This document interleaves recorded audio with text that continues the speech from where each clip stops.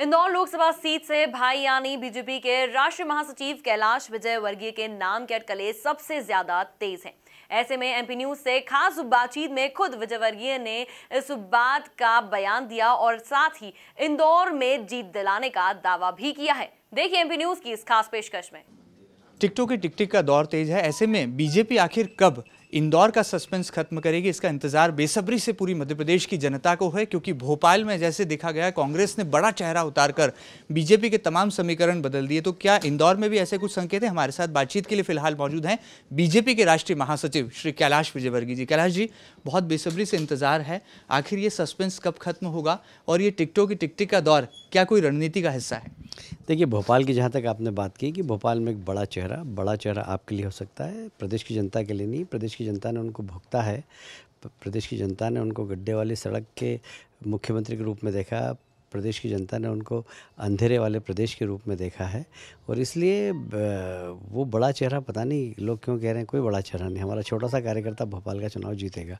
जहाँ तक इंदौर का सवाल है, तो इंदौर तो भारतीय जनता पार्टी की सीट है और ताई के नेतृत्व में यहाँ पर काफ़ी विकास के काम हुए हैं, इसलिए कोई भी लड़ेगा जीतेगा। इसलिए हमारा कोई समीकरण नहीं बिगड़ा, हमारा समीकरण अपनी जगह है और हम अधिकांश सीटों पर इस बार चुनाव जीतने वाले हैं। अच्छा, इंतजार हो रहा है कि पश्चिम बंगाल से टाइगर कब इंदौर आने वाले हैं, तो ये इंतजार भी कब खत्म होने वाला है? अभी इसके बारे में कोई टिप्पणी नहीं करूँगा मैं, पर हाँ, पश्चिम बंगाल की जो जवाबदारी मुझे मिली है वो बहुत अहम जवाबदारी है और बड़े विश्वास के साथ यदि मुझे हमारे शीर्ष नेतृत्व दी है तो मैं वहाँ पर परिणाम लाने की कोशिश कर रहा हूँ। इसलिए मैं वहाँ से ध्यान हटाना नहीं चाहता और इसीलिए मैंने कार्यकर्ताओं से भी कहा कि मेरा यहाँ से लड़ना ज़रा अभी मुश्किल है, क्योंकि मैं बंगाल में पार्टी ने जो अपेक्षा की है वो परिणाम देना चाहता हूँ। और मुझे लगता है कि अब लास्ट दिनों में यदि मैं सिर्फ एक सीट के लालच में 15, 20, 25 सीटें अगर छोड़ूँ तो ये पार्टी के हित में नहीं होगा और इसलिए मैंने निर्णय किया है कि मैं पश्चिम बंगाल से अभी छोड़ूंगा नहीं। लेकिन कहा यह भी जा रहा है कि इंदौर में लोकसभा प्रभारी जो कि विधायक रमेश मेंदोला हैं, ठीक आपके करीब में बैठे हैं, उनके पास पूरी जिम्मेदारी है, पार्टी ने पूरी तैयारी कर ली है। यदि चेहरा दूर रहकर भी यदि चुनाव लड़ता है तो जीत जाएगा, क्योंकि ये परंपरागत सीट रही है। तो क्या ऐसे भी कोई कयास हैं, ऐसी भी कोई रणनीति हो सकती है? बीजेपी में रहा है कि एक झंडे पर चुनाव जीता जाता है। मैंने अपना मत पार्टी को बताया है और पार्टी अगर ये निर्णय करेगी जैसा कि आप कह रहे हैं तो मैं मेरी हैसियत नहीं कि मैं मना कर सकूं और इसलिए मैंने अपना मत बता दिया, पर पार्टी का मत तो पार्टी तय करेगी और इसलिए इसके ऊपर टीका टिप्पणी करना उचित नहीं है। ये बात सही है कि ये सीट बीजेपी की है और हम लोगों ने बड़ी इंदौर की सेवा की है, तो लोगों का विश्वास भी बीजेपी पे है।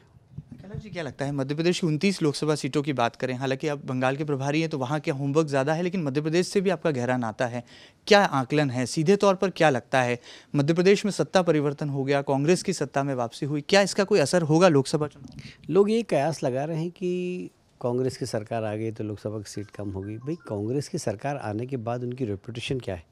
उनकी रेपुटेशन तो ये है कि वो ट्रांसफ़र उद्योग चला रहे हैं। उनकी रेपुटेशन ये है कि उनके भक्तों के घर से करोड़ों रुपया मिल रहा है। उनकी रेपुटेशन ये है कि उन्होंने जो वादा किया था किसानों से कर्ज माफ़ी का, वो पूरा नहीं किया। उनकी रेपुटेशन ये है कि नौजवानों उनके साथ इसलिए खड़े हो गए थे कि शायद हो सकता है हमें बेरोज़गार भत्ता मिलेगा, पर उनको भी बेरोज़गार भत्ता नहीं मिला। तो उनकी क्रेडिबिलिटी ख़त्म हो गई है और इसलिए लोग बहुत गुस्से में इंतज़ार कर रहे हैं कि कोई सा भी चुनाव आए, हम कांग्रेस को सबक देंगे और इस लोकसभा में कांग्रेस को सबक मिलेगा। अच्छा, क्या लगता है, दिग्विजय सिंह जी ने भोपाल में ऐलान कर दिया कि बीजेपी राम मंदिर की बात करती, हम तो राम मंदिर बनाएंगे, और भोपाल में ज़मीन दान में देने का भी उन्होंने घोषणा कर दी आचार संहिता के दौरान, और साफ तौर पर इन दिनों वो मंदिर नज़र आ रहे हैं। तो बीजेपी हिंदूवादी हो रही है, मतलब जो लगातार हिंदूवादी मुद्दा है जो बीजेपी का था वो कांग्रेस में भी नज़र आने लगा। देखिए, दिग्विजय सिंह जी को अब पहचान अपनी देने की इस प्रदेश में ज़रूरत नहीं है। इस प्रदेश की जनता ने उनको अच्छे तरीके से भुगता है। चुनाव के दिनों में उनका आचरण कैसा होता है, चुनाव के बाद उनका आचरण कैसा होता है, कब वो तिलक लगाते हैं, कब वो टोपी पहन लेते हैं, पता नहीं लगता और इसलिए उनकी विश्वसनीयता समाज के अंदर अब बची नहीं है।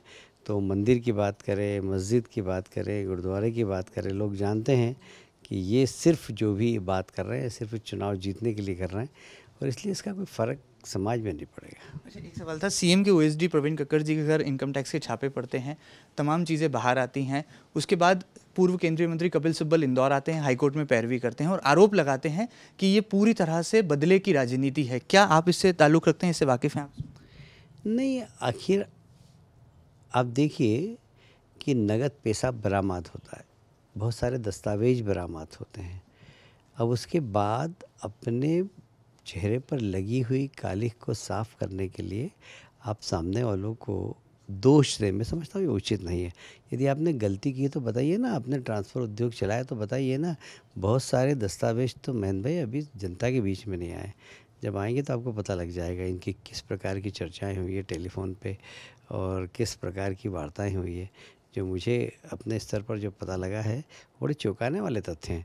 और इसलिए कोई भी कहीं भी कुछ भी बोले, पर इस घटना ने कांग्रेस का चरित्र बता दिया कि हमारी सरकार 15 साल चली और कोई इस प्रकार का आरोप हम पे नहीं लगा। अभी 15 महीने भी नहीं हुए इनकी सरकार को और आप देखिए किस प्रकार इनके चेहरे उजागर हुए हैं। कितनी सीटें आप जीत रहे हैं मध्य प्रदेश के 29 में से? हम अधिकांश सीट जीतेंगे और मैक्सिमम स्कोर होगा हमारा। ताई का बलिदान, जो ताई का त्याग है, ये खाली तो नहीं जाएगा, कोई अच्छा चेहरा आएगा? यदि आप कह रहे हैं कि आप बंगाल में व्यस्त बहुत हैं, तो ताई के बलिदान के, ताई के त्याग को लेकर क्या कहें? नहीं, ताई तो हमेशा हमारी नेता रही है, कल भी नेता थी, आज भी नेता है, कल भी रहेगी। और उनके मार्गदर्शन में इंदौर ने विकास किया है।